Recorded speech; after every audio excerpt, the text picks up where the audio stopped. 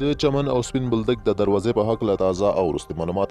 آیا دروازه د عامو خلکو د تګ راتګ پر مخ خلاصه ده او که نه، او همدارنګه تګ راتګ په شناختي کارت او تذکره باندې کیږي او که پاسپورټ او ویزه هم لازم دي.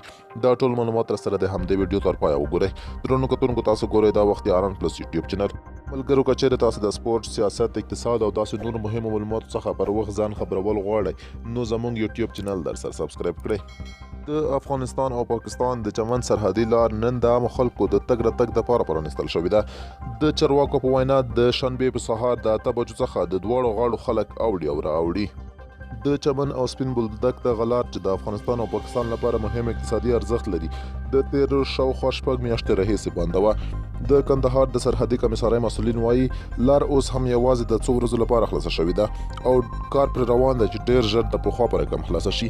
د دوی په وینا اوس وخت کې تګ یوازې په شناختي کارت او تذکره باندې کیږي، خو دا به وروسته معلومه شي چې آیا تګ راتګ به همداسې په تذکره او شناختي کارت جاري وي او که ویزه او پاسپورټ به ضروري وي. بله پلوه بیا د ملي امنیت د 03 کتې د ځانګړو ځواکونو قماندان ډګروال عتیق الله صفي د جنرال تادین خان سره ولیدل. د لیدنې موخه په سپین بولدک ولسوالۍ کې د لوی اختر په شپه د ډیورنډ په ارڅیکر له هغې غاړې د پنجابي پوځیانو لخوا پیل شوي تاوتریخوالی او جګړه و. ډګروال صفي جنرال تادین خان ته په خپلو خبرو کې وویل که پنجابي پوځیان د زور د ازمایلو کوشش وکړي نو ځانګړي ځواکونه به یې د پارزي کرښې هغې خواته وځپي.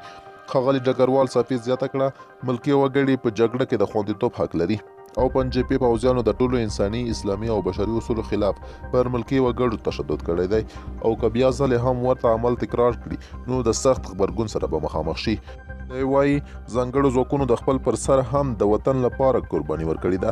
هیڅ نظامي طاقت به د دوی مخه ونه نیسي او انتقام به یې په ډېره بېرحمۍ سره له پارزي کرښې هغې خواته هم واخلي. پاکستاني ملیشو د ډیورنډ کرښې ته څیرمه د افغانستان په خاوره په سپین بولدک ولسوالۍ کې د لوی اختر په شپه د راکټونو بریدونه وکړل چې په پایله کې 9 تنه بې ګناه عادي وګړي شهیدان شول او تر 500 زیات نور ټپیان شوي وو.